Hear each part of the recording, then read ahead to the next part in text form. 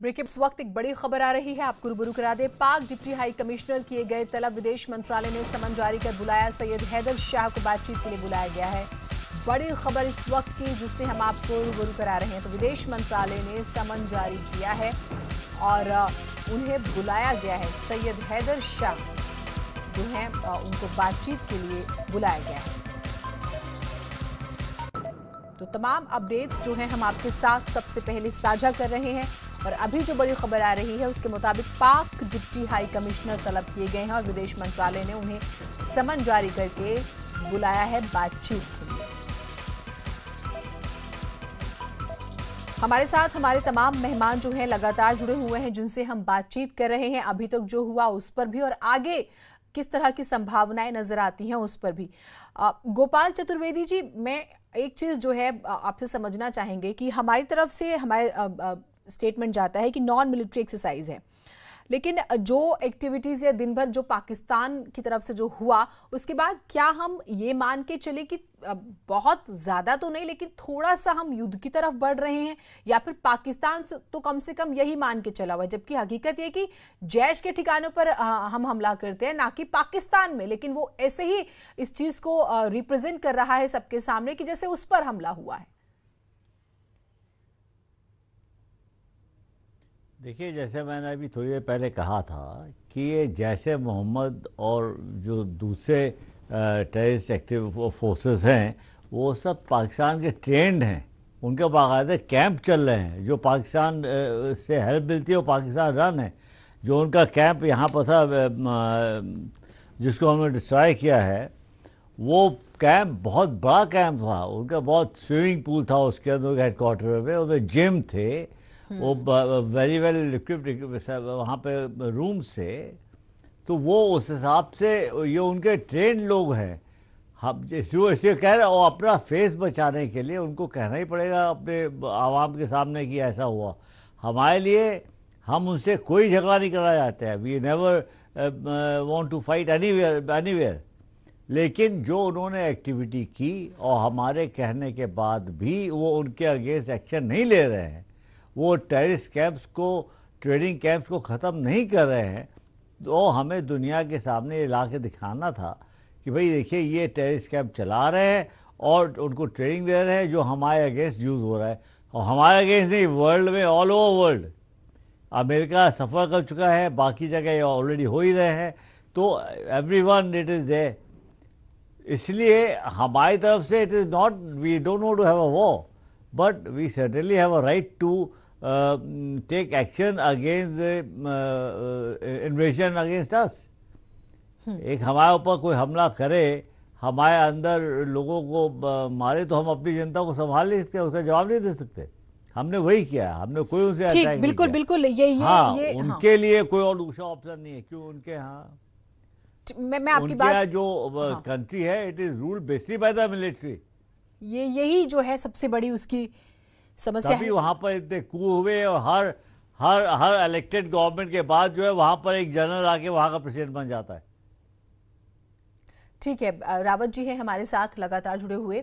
रावत जी, अब आगे आप किस तरह से देख रहे हैं, किस तरह से एनालिसिस कर रहे हैं? अब हम कितना तैयार हैं? और अंतर्राष्ट्रीय स्तर पर जब हम बात करते हैं तो कूटनीतिक पहल वो भी बहुत इंपॉर्टेंट होती है। तो आप हमें बेहतर तरीके से सरल शब्दों में जो समझा पाए, जो बता पाए हमारी आवाम को। जीनत, आपने ठीक कहा। देखिए, जो एक्सटर्नल अफेयर्स मिनिस्ट्री की कल की ब्रीफिंग थी उसमें उन्होंने कहा ये हमारी तरफ से प्रीएम्प्टिव नॉन मिलिट्री स्ट्राइक थी। ठीक बात। और हमने इसलिए किया क्योंकि पाकिस्तान के जो आतंकवादी बेस पे लोग बैठे हैं वो आतंकवादी की कोई आतंकवाद से रिलेटेड गतिविधि कर सकते हैं। तो हमने इसलिए उसको प्रीएम्प्टिवली यानी पहले ही हमने उसको ख़त्म करना चाहा। पाकिस्तान जो असमंजस में था कि अब वो क्या करे, तो उन्होंने हैस्टिली, जल्दबाजी में एक डिसीज़न लिया कि हम भी, जैसे इंडिया ने एयरफोर्स का इस्तेमाल किया उसी तरीके से हम भी अपनी एयरफोर्स को इस्तेमाल करते हैं। पर वो टारगेट किसको करते? हमारे पास तो कोई टेररिस्ट कैंप है नहीं।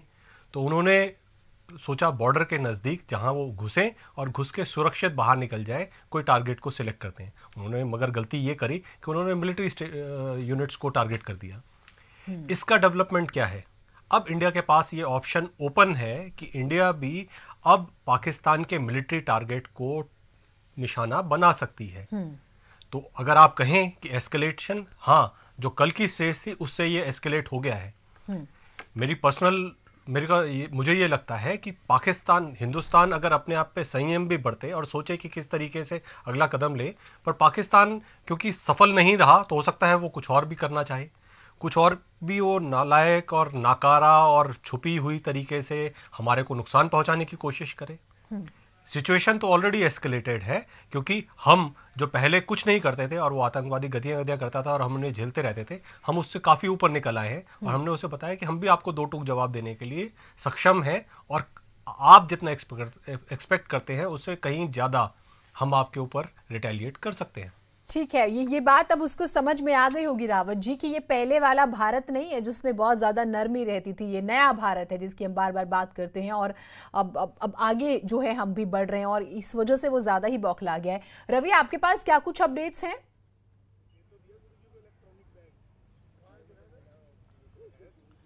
देखिए जीनत, जो पार्लियामेंट में जो मीटिंग चल रही थी वो बैठक खत्म हो चुकी है। जो अपोजिशन पार्टी के नेता आज यहाँ पार्लियामेंट में पहुँचे थे और चर्चा चल रही थी, चर्चा काफ़ी अहम थी।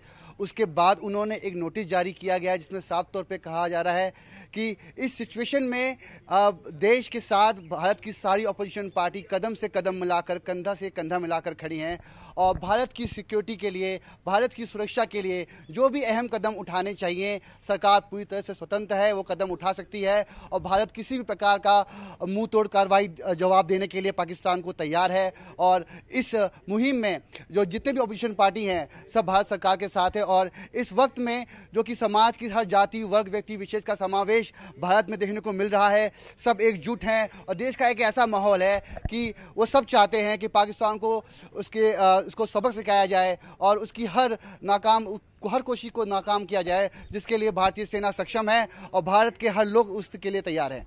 जीनत, बिल्कुल, देश तैयार है, देश एक साथ है और हम इसे इस तरह से लेंगे कि यही जो है एक नया भारत है जो कि कम से कम अब इस तरह की वाहियात हरकतें और अपने लोगों की इस तरह से बर्बर तरीके से जो स्टेप जो पुलवामा में हुआ उसको बर्दाश्त नहीं करेगा।